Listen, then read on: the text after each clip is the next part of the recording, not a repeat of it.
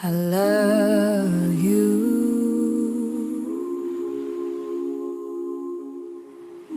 There is a moment in almost every human life, quiet, invisible, but unmistakable, when the world, in all its noise and motion, begins to lose its taste, when the things that once satisfied suddenly feel thin, when success, stimulation, and even love itself cannot fill a strange and wordless ache rising from within. It is in that moment, often late at night, that the question begins to whisper, is there something more? That question is the seed of the spiritual search. It's not merely a philosophical curiosity, it's a psychological rupture, a tear in the fabric of the ordinary self. And the people who follow that whisper, who chase it even when it leads them into silence, solitude, or surrender, are the ones we might call the seekers of God. But what does it really mean to seek God? Is it a quest for something external, a divine being beyond the stars, or an inner pilgrimage towards something hidden in the depths of the mind itself? Is it faith, or simply an advanced form of longing? Psychologically, the search for God can be seen as an expression of one of our deepest drives: the need for meaning, the need for connection, and the need to reconcile the finite with the infinite. But spiritually, it is more than that. It is the echo of the soul remembering something it once knew, a forgotten language of belonging. People who seek God often describe it as a yearning, not for explanation, but for home, a home they can't quite name, a home they sometimes sense in moments of beauty, silence, or awe. The poet Rumi once said, "The longing you feel for God is the return message." And perhaps that is true. Perhaps the longing itself is divine. To understand the psychology of those who seek God, we must first understand what awakens the search at all, because no one seeks without first feeling lost. Every spiritual search begins with some form of crisis. Sometimes it's a collapse, a death, a heartbreak, a failure so deep that it cracks open the illusion of control.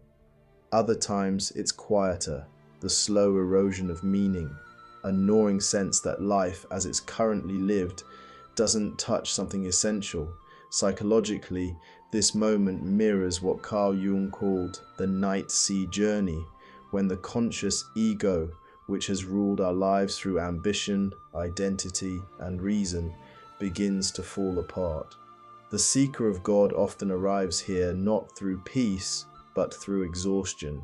The mind has run out of answers, the heart has run out of false comforts, and what remains is a sacred emptiness, the perfect soil for the divine instinct to grow. From the outside, this looks like despair, but internally it is a call to depth.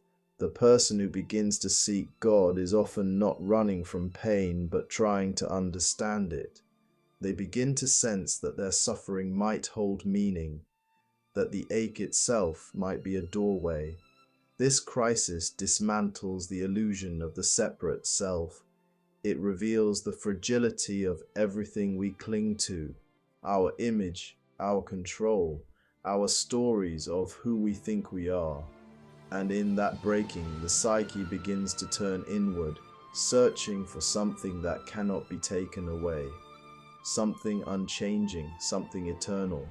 Modern psychology might describe this as transcendent seeking, the natural movement of the human mind toward integration and wholeness when it meets the limits of its own ego. In other words, when the ordinary self fails, the deeper self begins to stir. The ancient mystics knew this well.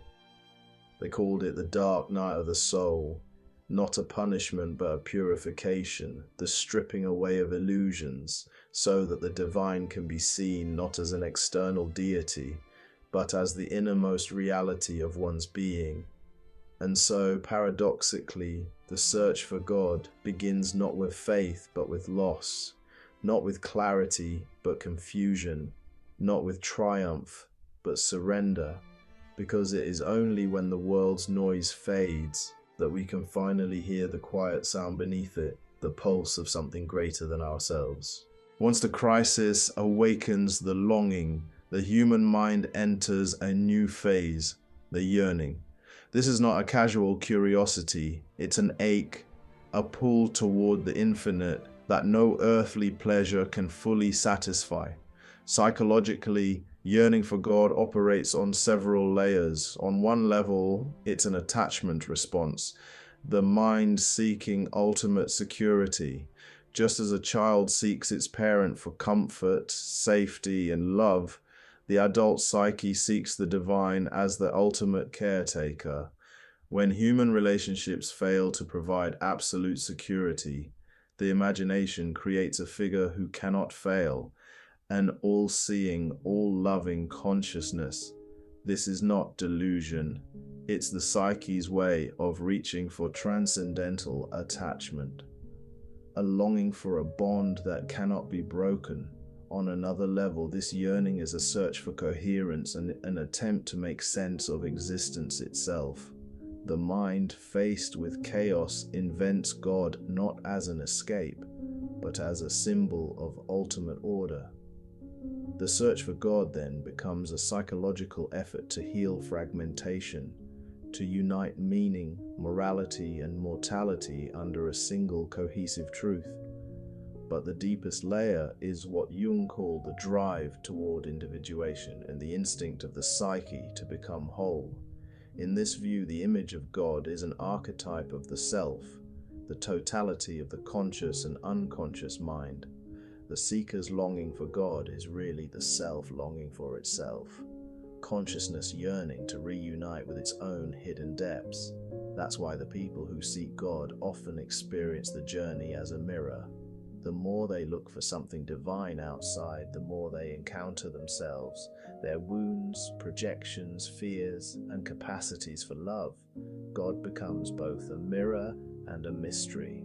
This is where the spiritual psychological path diverges from mere belief, because belief can be external, a system inherited from culture, but yearning is internal, a personal fire that consumes all superficial answers. People who truly seek God don't merely adopt religion, they wrestle with it, they doubt, they despair, they question. Their faith is not blind, it's alive, it breathes through uncertainty. Psychologically, this is what makes the seeker's mind so different from the believer's mind. The seeker is not satisfied with inherited meaning. They want direct experience. They are not seeking to believe in God. They are seeking to meet God. And in that pursuit, they begin to transform, because the act of longing itself reshapes the psyche. If we listen deeply to the mind of a person who seeks God, we begin to hear something ancient, something far older than theology or culture. It is not the sound of belief, but of instinct. The human psyche has always contained within it a pattern, an image, an inner orientation towards something beyond itself.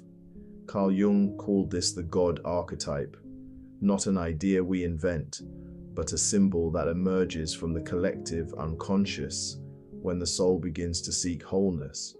The God archetype is the image of totality, the uniting of opposites, light and dark, love and fear, creation and destruction. When people begin to search for God, they are not simply reaching for a celestial father or moral ruler. They are trying to integrate the infinite within themselves. Psychologically, this archetype functions as a mirror of the self. The self, in Jungian language, is the organizing center of the psyche, the unifying principle that holds the conscious and unconscious together. But the ego, the small I, is only a fragment of that wholeness. And so the experience of God often feels like meeting something greater, because it is. It is the small self encountering the vast self, the spark recognizing the fire from which it came. This is why, in nearly every mystical tradition, descriptions of encountering God sound like descriptions of encountering one's own depths. People say they felt completely known, completely loved, or completely dissolved. From a psychological point of view, these are the effects of the ego collapsing into union with the self. But from a spiritual point of view, these are moments of grace, the merging of the human and the divine. When the God archetype awakens, the mind is flooded with symbols, dreams, intuitions, synchronicities. The unconscious begins to speak in sacred language. The person might dream of light, water, fire, or vast spaces. They may feel a new moral or creative urgency, a pull toward meaning that overrides material ambition. These are the signs that the God image is rising within the psyche, asking to be integrated. But this process is not peaceful. The encounter with God, even internally, can be terrifying, because to meet the infinite is to confront everything the ego cannot control. It means surrendering the illusion of separateness, and the ego does not go quietly. This is the paradox of spiritual growth. To find God, the self must die, but not in the physical sense. It must die to its own false identities, its pride, its stories, its need to be in charge. That inner death is the crucible of transformation. It is the point where psychology becomes theology, where the mind, in trying to understand itself, accidentally touches the eternal. The seekers of God often describe feeling destroyed before they feel reborn. They pass through confusion, loneliness, and even despair, because the old frameworks that once gave meaning no longer hold. This is what Jung called ego death. But spiritually, it is resurrection, the emergence of a self that lives not for control, but for connection. The God archetype, then, is not simply an image of perfection. It is a living force within the psyche that calls a human being toward integration. It demands that we reconcile the opposites within ourselves: love and hate, faith and doubt, light and shadow. In this sense, to seek God is to participate in the divine process of creation itself, the ongoing dance of opposites that gives birth to consciousness. When the seeker understands this, their relationship with God changes. God is no longer a distant ruler to be obeyed, but a mystery to be lived. The goal is no longer certainty, but union, and that union does not erase individuality, it deepens it. The person becomes more authentically themselves because they have found the source of their being. This is the psychology of the mystic. They have discovered that the search for God is ultimately the search for self-knowledge. But self-knowledge, in its truest form, is indistinguishable from knowledge of the divine. In our age of constant noise and stimulation, the search for God has become almost countercultural. The modern mind, fed by screens and algorithms, rarely has time to feel the sacred ache. It is distracted, fragmented, overstimulated, full of information but starved for meaning. For many, the idea of God has become obsolete, a relic of an earlier era.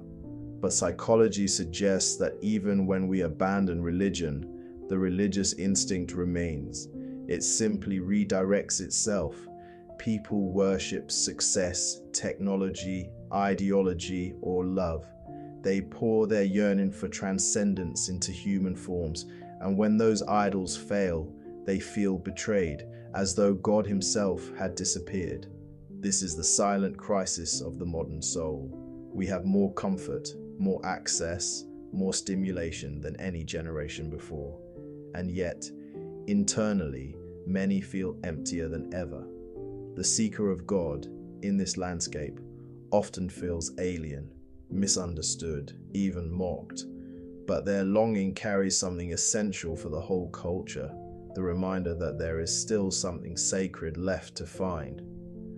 From a psychological point of view, the modern loss of God is the loss of symbolic depth. When everything becomes literal and rational, the unconscious is starved. Myths, rituals, and symbols are the language of the inner world. Without them, the psyche loses orientation. People then experience existential anxiety, depression, and nihilism, not because life is meaningless, but because the symbolic bridge to meaning has collapsed. The people who seek God today are often the ones who refuse to live only on the surface. They feel something calling beneath the noise, a quiet insistence that there must be more, and that insistence is their salvation. It drives them into silence, contemplation, and humility, the spaces where the divine still speaks. But the voice of God in the modern psyche is not loud. It does not compete with social media or entertainment. It comes in the stillness, in moments when the mind is empty enough to listen. The true seeker must therefore cultivate what psychologists call receptive awareness, a state of open attention, free from control, where insight can arise spontaneously. In spiritual terms, this is prayer without words, meditation without method, the soul's quiet turning toward the infinite.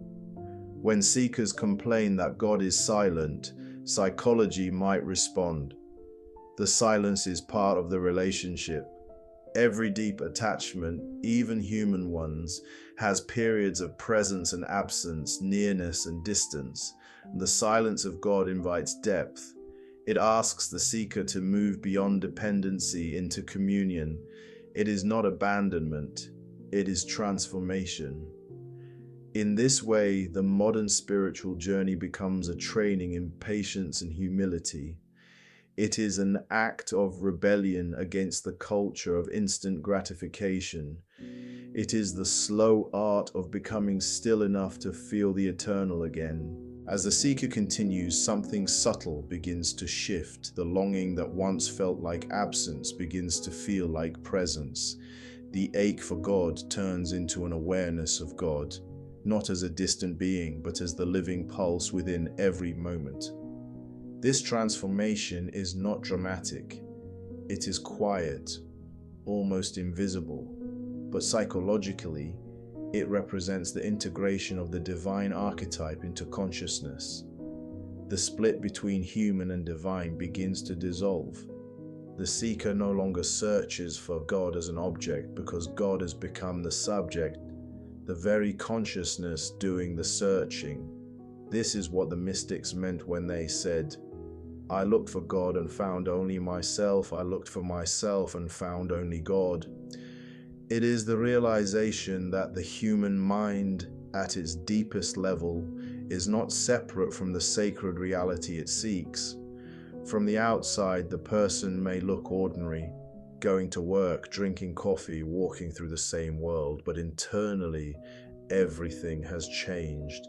The anxiety that once drove the search has transformed into reverence. The need for certainty has become openness. The desire for answers has turned into love for the mystery itself. Psychology would describe this as self-transcendence, the stage where the ego surrenders its need to dominate reality and instead participates in it. Spirituality would call it union with God. Both describe the same event from different sides of the same truth. The seeker has not escaped the human condition. They still feel pain, loss, and doubt. But now, those experiences are held within a larger awareness. They are no longer obstacles to God, but expressions of God. Suffering itself becomes sacred because it deepens compassion. Silence becomes sacred because it reveals the stillness beneath all things. And so, the psychology of the person who seeks God ends where it began, in longing. But now the longing is no longer for something absent. It is the way love expresses itself through consciousness. The seeker has become the sought. The search has become the revelation. In the end, to seek God is to walk a circle. We begin in ignorance, searching for something we cannot name. We journey through crisis, yearning, shadow, and silence, only to return to the place we started and realize that everything we sought was already within us. The purpose of the search was never to find God as an object, but to awaken the capacity to recognize God in all things, in love, in loss, in the vast intelligence of existence itself. Psychologically, this journey heals the deepest wound of the human psyche, the illusion of separation. Spiritually, it fulfills the oldest prayer, the desire to return home. People who seek God are not running from reality. They are trying to see it more clearly.